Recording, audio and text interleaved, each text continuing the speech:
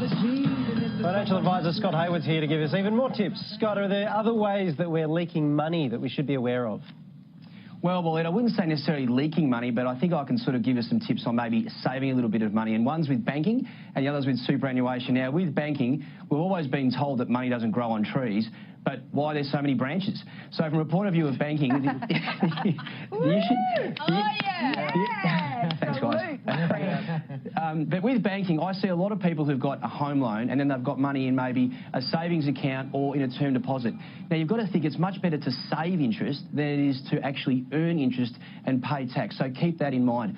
And with superannuation, can you believe it? There's $18 billion out there of our money that's lost super. So my advice is if you've had a job and changed jobs, if you've changed address or changed your name even if you've got married, go back and have a look at your resume and maybe get a feel for where you've worked, maybe ring them up or which industry you're in and try and put them all together because it would save you a lot in fees.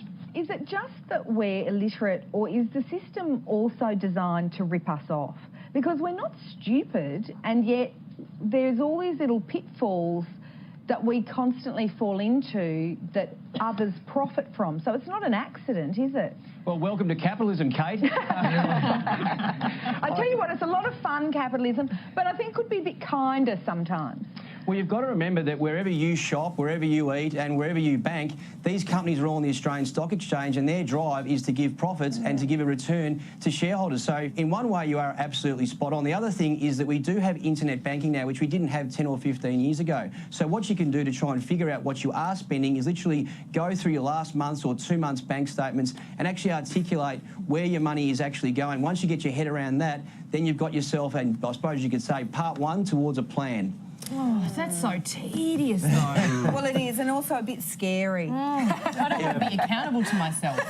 Well, we don't want that, Scott. We want magic. Yeah. Well, unfortunately, magic and tax and financial planning, all these things, it needs to be a little bit of work, but you can engage in seeing a financial advisor. We try and take a bit of the pressure off you, but I tell you, the wake-up call where if you just get a napkin or an Excel spreadsheet and try and do a budget, you will be feeling refreshed for the experience. Maybe.